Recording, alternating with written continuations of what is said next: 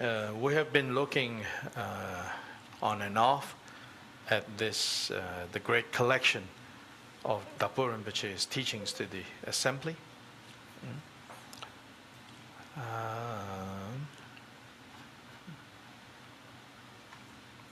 But what I want to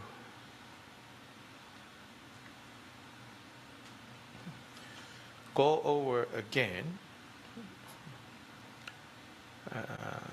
is something just very brief, but to once again kind of refresh our memory, because it seems like we keep forgetting. And this is the brief instruction called the special intention of Bodhicitta, which he explains in 3 lengths. It says you need to cultivate this mind, this Bodhi mind. Bodhicitta, the way to translate that most literally is Bodhi mind. Of course, Chitta is one of many words in Sanskrit that we translate as mind or heart or thought, but Bodhi mind, right?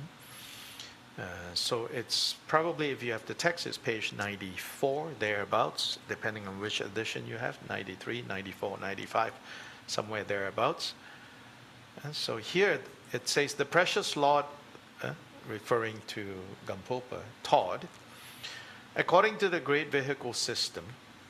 So there immediately you know that basically the basic, you can divide Buddha's teachings according to Tibetan Buddhist. In the Tibetan Buddhist world, it is said that the Buddha taught, all the teachings of the Buddha can be divided into basically two sides, two big collections.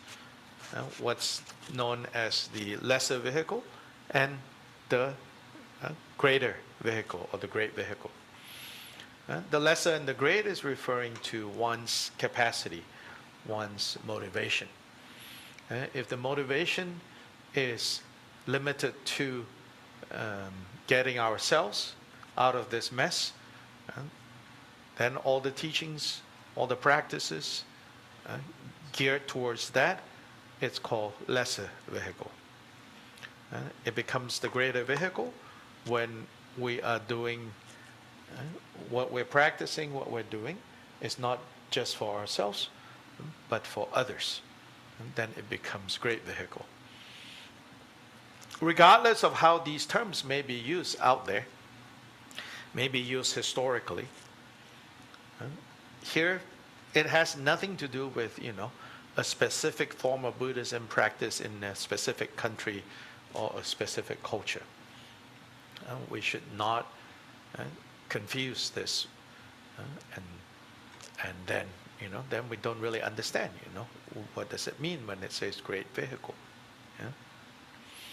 So anyway, it says, according to the great vehicle system, whatever one does of the stages of keeping vows, accumulating merit and purification and giving. So whatever one does to the stages of keeping vows, meaning to these different practices, such as keeping vows, such as accumulating merit, purification, and giving. So what it means here is, like, whether we're talking about lesser vehicle or greater vehicle, these are common to both. Right? You have to keep vows. You have to accumulate merit. You have to purify. You have to engage in giving. You have to engage in disciplined conduct. It says, what is done is not important, or what is done within the context of all these virtuous things that you do, what you do is not what makes it greater or lesser vehicle, but rather the intention. So it says here, but intention is. Important meaning what? Important in determining whether is this great vehicle, or is this lesser vehicle type of practice, or greater vehicle type of practice. You could be like, making offerings to Buddhas and to the great Bodhisattvas, or even like the secret mantra deities, but you do it for, oh, please, please, get me out of this pickle. Then it's less a vehicle. Oh, please, please, I don't want to see this person. Make this person go away. Then not sure if it's even less a vehicle. Right? It's turned into kind of just worldly, worldly like magic,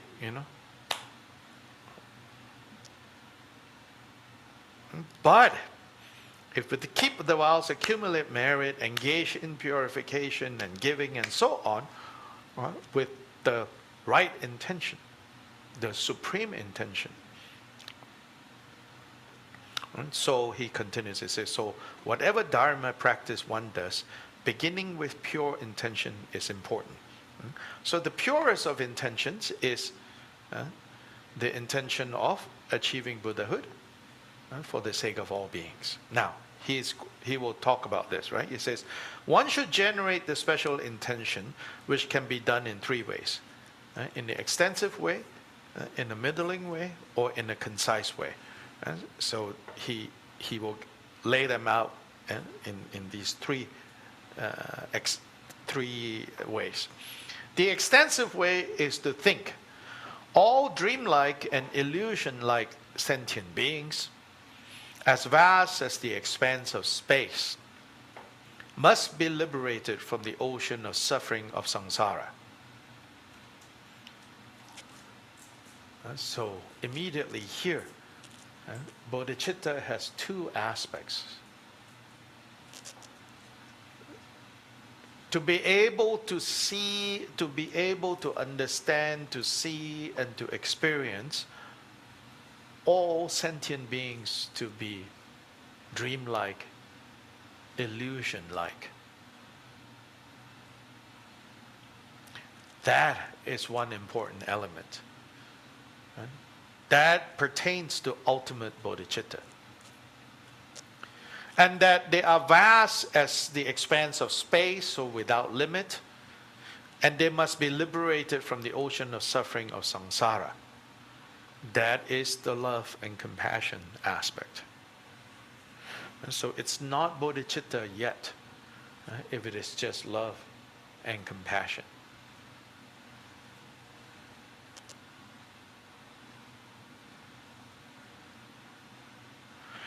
Not the awakening of the hearers of the lesser vehicle or the awakening of the solitary realizers, but they must be established in unsurpassed awakening.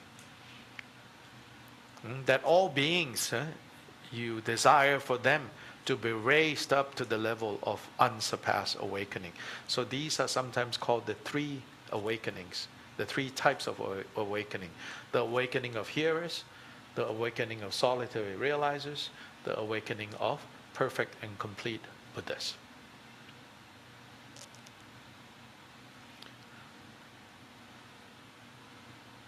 Therefore, I myself should attain the state of the perfect and complete Buddha. And so, it's also saying, if you yourself don't desire that, if you yourself are not sold, that perfect and complete Buddhahood is a goal that I want to achieve, then to wish it for others makes no sense. Doesn't work like that.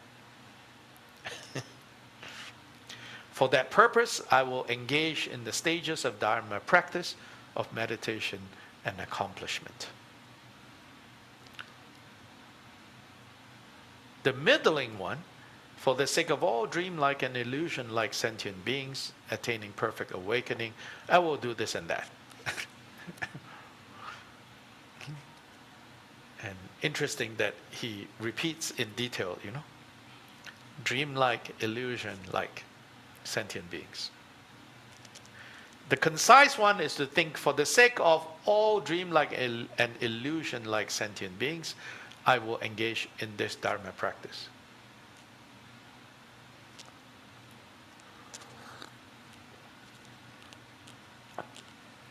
In general, whatever stages of accumulation and purification one does, the preliminary practice is arousing dreamlike and illusion-like bodhicitta, whether in the extensive, middling, or concise forms. The main practice, so now he's talking about sometimes what's called the three excellences. Excellent at the beginning, excellent in the middle, excellent at the end. Excellent at the beginning is the excellent intention, the excellent motivation. Excellence in the middle is non-grasping. Excellence at the end is perfect dedication. And here he says the main practice, which is the excellence in the middle, is experiencing all phenomena to be like dreams or illusions. And the subsequent practice, meaning dedication, and these are technical terms, and the subsequent practice is dedicating the dreamlike and illusion-like roots of virtue to the benefit of sentient beings.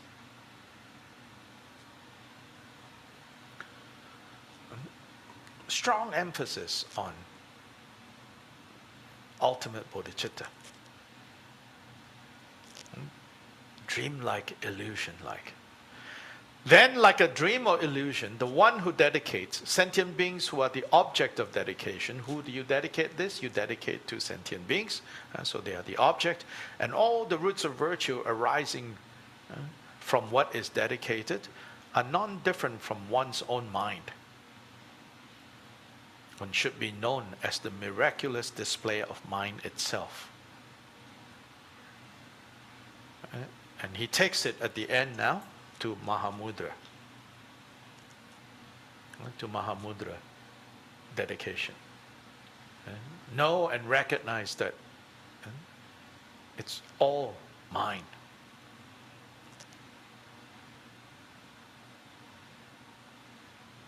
In the 84 questions and answers, there's many places where, so there's one question that asks,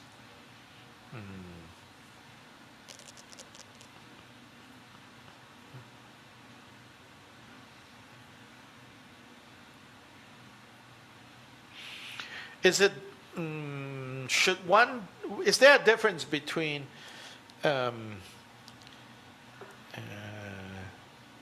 doing purification practice by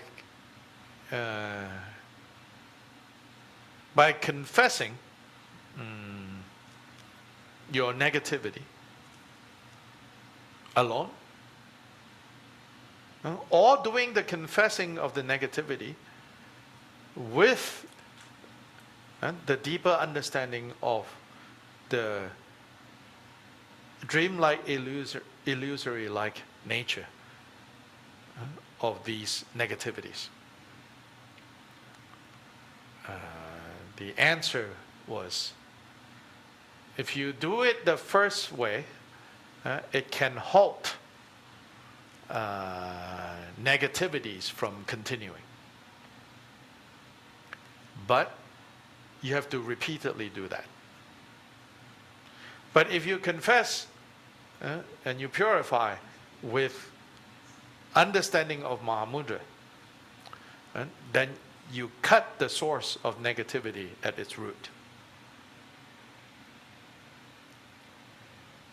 So this last part,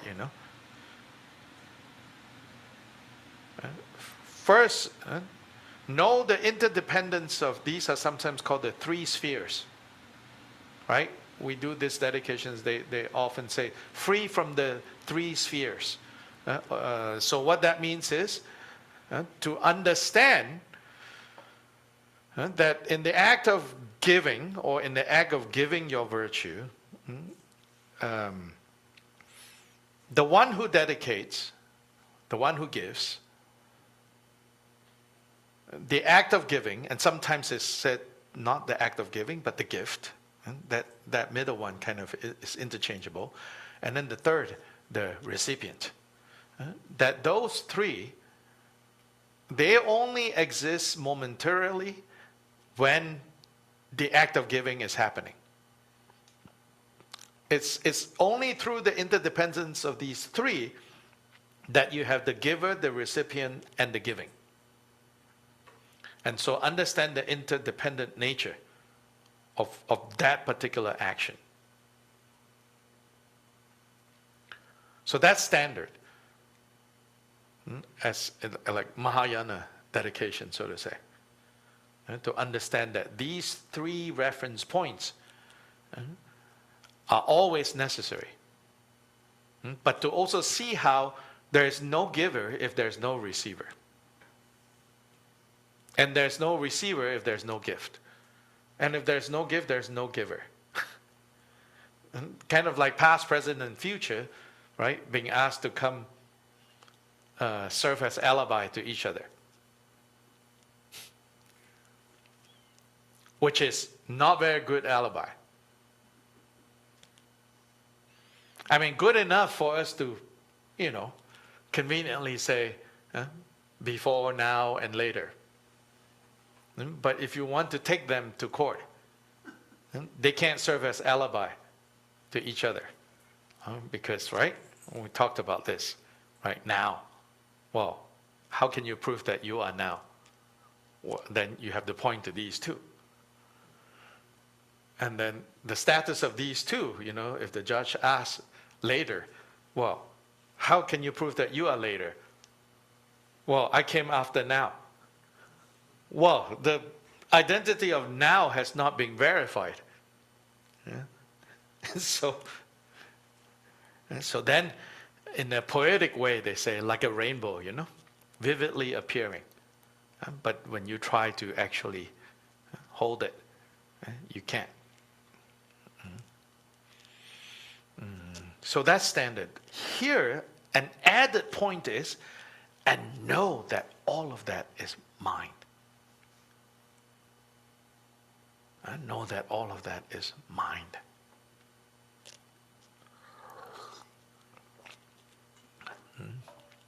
Like it's your mind. Where is it occurring?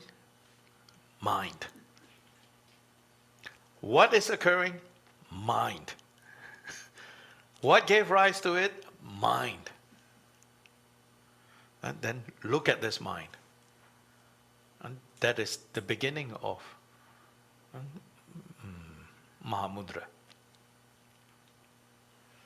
In another teaching in this collection, Gampopa, he says, he sets up like the contrast. He says, in the paramita approach, which by that he means like by studying Madhyamaka and Chittamatra, he doesn't name them like that. He just says in the paramita teachings,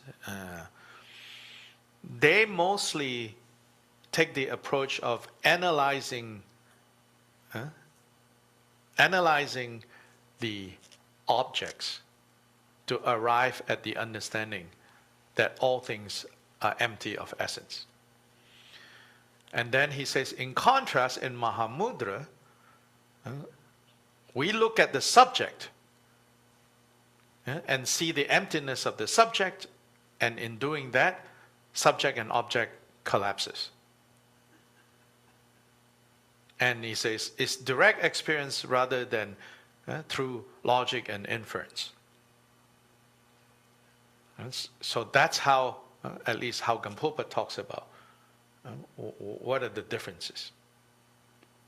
So in a way you could say, I mean, without getting into the polemics of, who is right, who is wrong, just taking Gampopa and say, okay, I'm going to take him seriously.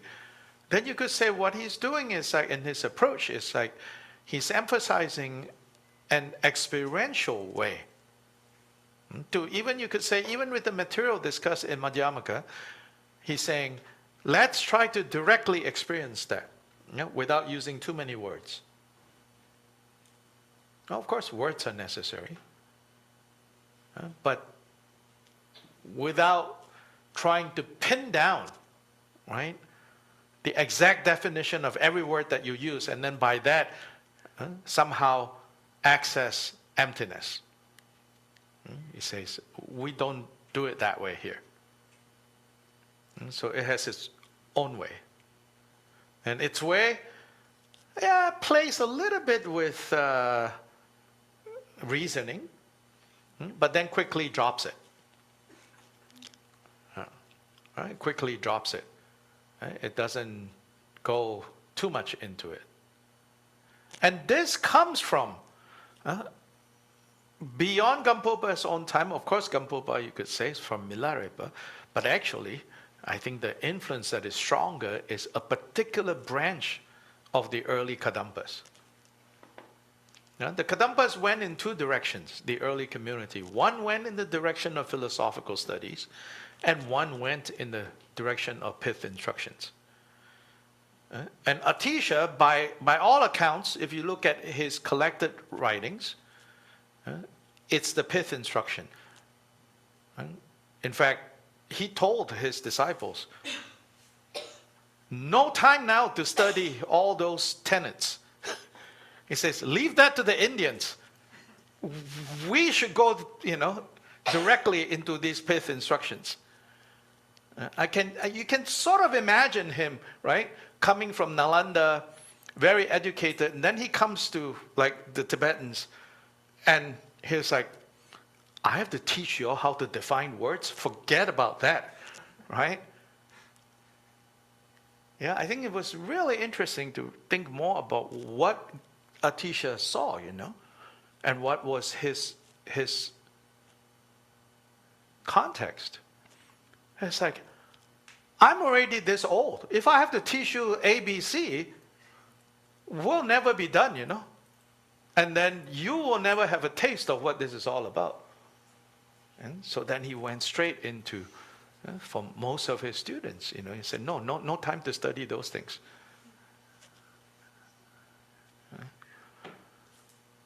And in some ways, it's comparable to our situation.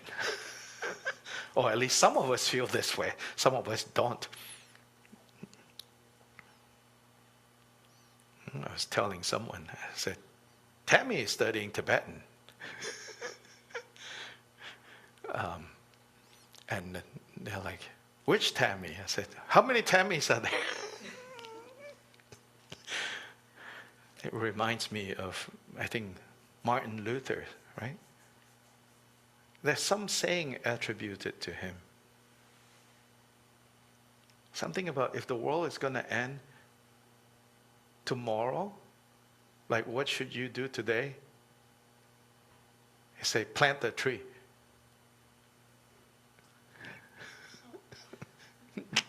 Something to that effect. Which is like, and of course logically you're like, wait, this is going to end, what's the point? It's like, who cares? Plant a tree. Because even if there's the slightest chance that it may not end tomorrow, then this tree that you plant, is going to benefit further down the road.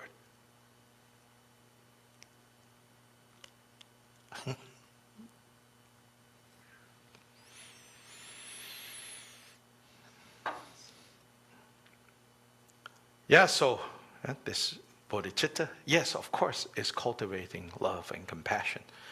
That's the driving force. Drive you towards what? Drive you towards Buddhahood, so that you can drive others towards Buddhahood. That's what makes bodhicitta bodhicitta.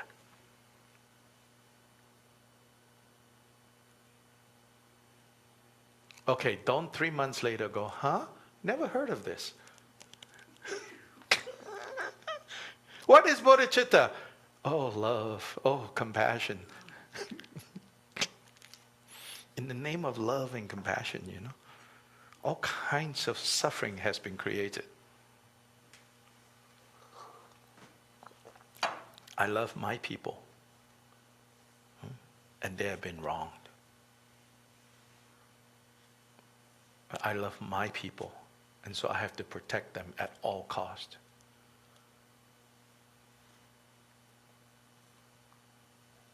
I accidentally, not so accidentally, rewatched an episode of The Outlander.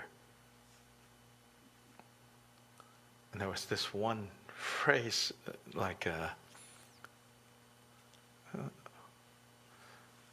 it's about,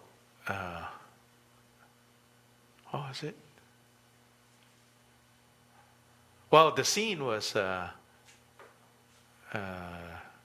main character, her realizing that this person, and there's three people in this scene, and one is someone who accidentally hears a secret, and so they have no choice, they have to kill this person.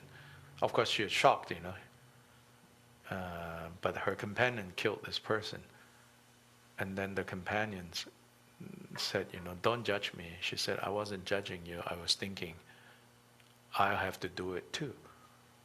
And then some phrase about, because they both love the person that they're trying to protect, so they have to kill this person. It's out of love, Even when people go to war out of hate, right? Yeah, that's like the front side of that is hate, But if you sit them down, where did the hate come from? Because what they loved was harmed. Then it turns to hate. Comes from love. It's very dangerous. All we need is love. Well, maybe not. Wisdom. Then, love and compassion. And Kyoba Rinpoche in his teachings,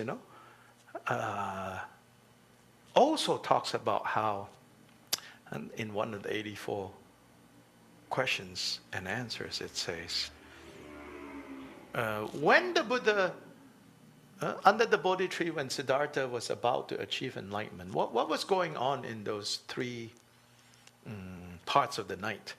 Because very early in the Buddhist tradition, they were already talked about his awakening in 3 stages, and I think I've shared that with you before, right? The more common one that we hear about a lot is like in the first stage, he saw all his past lives, all the causes and effects of every single action in all his infinite past lifetimes. In the second one, he saw the passing and the arising of all beings right at that moment. And then in the third one, it says that all the fetters, all the mental defilements were completely destroyed. At the third watch, realizing the Four Noble Truths, or the principle that underlies the Four Noble Truths, where suffering comes from, how suffering ends. Right? So very early in the Buddhist sources, it talks about the 3 stages through the night until the morning star, which is what constellation is it? Jupiter? Venus? Yeah, the morning star that appeared in the sky, and then that was the moment he achieved Buddhahood. But Kyoba Rinpoche has a different account of, and clearly the question also sees it as like the 3 parts of that process, 3 parts of that night. And they say, what was it, Is it, actually it was a leading question, like, is it the samadhi of loving kindness? And elsewhere we also know, right, that when Mara sent his soldiers, his Mara horde, to attack the Buddha, and then all these weapons that was hurled at him turned into lotuses. And it said it's the samadhi of loving kindness that overcame this. So then Kyoba Rinpoche said, yes. He says, in the first part of the night, it was the non-dual samadhi of loving kindness. By that, he is saying, it's not just loving kindness, it's also the ultimate dreamlike illusion-like. Because he says the non-dual samadhi of loving kindness. Then he said, in the second part of the night, this samadhi increased its power. That then at the third part of the night, it became so powerful that it burnt all mental defilements. And it says it's the samadhi of non-dual loving kindness. And then throughout many places, he talks about loving kindness as like that key. He's a little bit suspicious and careful about compassion. But he's all for loving kindness. He's compassion, he says, be cautious there. Be careful there. But he says, loving kindness, he says, that one is always good. But this is not the love that we're talking about. This loving kindness is about that, that warmth of heart, wishing someone well. Wishing someone well. He says, no mischief can come from that. Wishing someone well. Wanting someone to be well. Wanting someone to be happy. He says, no problems can come from that feeling. In fact, that can brighten your mind, and that is a great blessing. More conventional love is more like attachment. Attachment, yeah. And of course, we all have that. He's not saying you don't have it. He says, yeah, you have it, but you try to, turn that into loving kindness. In one of the questions and answers, it says, is the difference between attachment and loving kindness the difference between what this feeling is directed at? Meaning like the object changes? Meaning the object changes the quality from loving kindness to attachment. And he said, no, it's not to do with that, he says. Because he says, attachment can arise in relation to your mother, and loving kindness can also arise in relation to your enemy. So he says there are two very different emotions, so to say, and it's not determined by the object. There was in that translation, there was a transcription error in the Tibetan, and so the initial translation, I thought that's kind of a weird example, kind of funny, but it's weird. It has it as like, you can give rise to attachment to your mother, and you can give rise to loving kindness to a mushroom. It's not mushroom, it's like an enemy that is a woman. Yeah, so not mushroom, but it was a transcription missing one, the way that Tibetan spelling works. I was like, mushroom? That's kind of random. Loving kindness towards a mushroom. Okay, all you plant medicine people, don't get too excited. He's not talking about that.